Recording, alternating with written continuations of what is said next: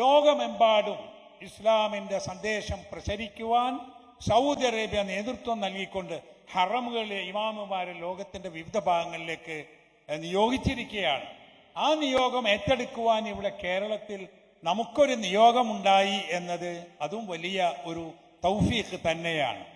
വഖഫിനെ കുറിച്ച് പറഞ്ഞു, അതിലൊരു വാക്ക് പറയാതെ ഈ പ്രഭാഷണം അവസാനിപ്പിച്ചുകൂടാ എന്നെനിക്ക് തോന്നുന്നു. കാരണം എന്താണെന്നറിയോ, ഇവിടെ ഓരോ സമയത്ത് ഓരോ നരേറ്റീവ്, ഓരോ വിഷയങ്ങൾ എടുത്തിട്ട് കൊടുക്കും. കുറെ കാലം ജിഹാദിനെ കുറിച്ച് പറഞ്ഞ് നാർക്കോട്ടിക് ജിഹാദ് പറഞ്ഞു, അതുപോലെ മാർക്ക് ജിഹാദ് പറഞ്ഞു, പിന്നെ ലവ് ജിഹാദ് പറഞ്ഞു. എന്താണ് ജിഹാദ് എന്ന് നമ്മുടെ പണ്ഡിതന്മാർ വിവരിച്ചു കൊടുത്തപ്പോൾ ആളുകൾക്ക് മനസ്സിലായി അതൊരു പരിശുദ്ധമായ വചനമാണ്, കഠിനമായ പരിശ്രമമാണ്, നന്മയ്ക്ക് വേണ്ടിയുള്ള അധ്വാനമാണ് എന്ന്. പിന്നെ വന്നത് ഹിജാബാണ്.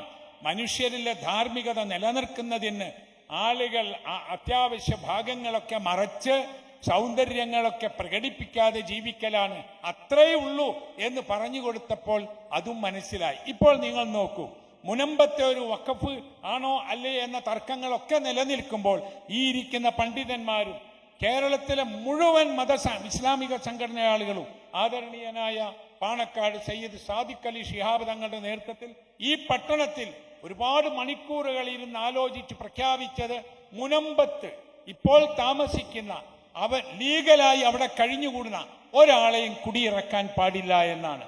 അത് സംബന്ധമായ ഒരു ചർച്ചയ്ക്ക് വേണ്ടി പോയപ്പോൾ ആദരണീയനായ നമ്മുടെ പ്രസിഡന്റ് ടി.പി. അബ്ദുൽ കോയ മദനി അവറുകളോട് ഇതിൽ നമ്മുടെ സമീപനം എന്ത് പറയണം എന്ന് പറഞ്ഞപ്പോൾ അദ്ദേഹം പറഞ്ഞു തന്നതും അതാണ്. മിനിയാന്ന് പത്രസമ്മേളനത്തിൽ പറഞ്ഞതും അതാണ്. ഒരൊറ്റ മുസ്ലിം സംഘടനയും കേരളത്തിൽ മുനമ്പത്തുള്ള ആളുകളെ കുടിയിറക്കണം എന്ന് പറയുന്നില്ല. അവർക്ക് അവിടെ താമസിക്കാൻ ലീഗലായ നിലയ്ക്ക് എന്നേക്കും പരിഹാരമുണ്ടാക്കണം എന്നാണ് പറഞ്ഞത്. എന്നിട്ടും ഇന്നും ഒരു പത്രത്തിലുണ്ട് അവിടെയെങ്ങാനും അവർക്ക് അവകാശം നൽകിയാൽ മുസ്ലിം സംഘടനകൾ എതിർത്തു വരും എന്ന്. ഈ വിഷയമല്ല കേന്ദ്ര പാർലമെന്റിൽ വരാൻ പോകുന്ന വഖഫ് ഭേദഗതി എന്ന് പറയുന്നത്. അത് വഖഫ് എന്ന സംവിധാനം തകർക്കുകയും നഷ്ടപ്പെടുത്തുകയും ചെയ്യുമെന്നതുകൊണ്ടാണ് അതിനെ നമ്മൾ എതിർക്കുന്നത്. മാത്രവുമല്ല, വളരെ മനോഹരമായ, ആർക്കും ഉപകാരപ്പെടുന്ന, മനുഷ്യോപകാരപ്രദമായ ഒരു സംവിധാനമാണ് വഖഫ്. അത് എല്ലാ ജാതി മനുഷ്യർക്കും അതിന്റെ ഉപകാരമുണ്ടാകും. കന്നുകാലികൾക്കും പക്ഷികൾക്ക് പോലും വെള്ളം കുടിക്കുവാൻ വേണ്ടി വഖഫ് സ്വത്തുകൾ ഉപയോഗിച്ച് സംവിധാനങ്ങൾ ഉണ്ടാക്കിയിരുന്നു ഇസ്ലാമിക ഖിലാഫത്തിന്റെ കാലത്ത് എന്ന് ചരിത്രത്തിലുണ്ട്.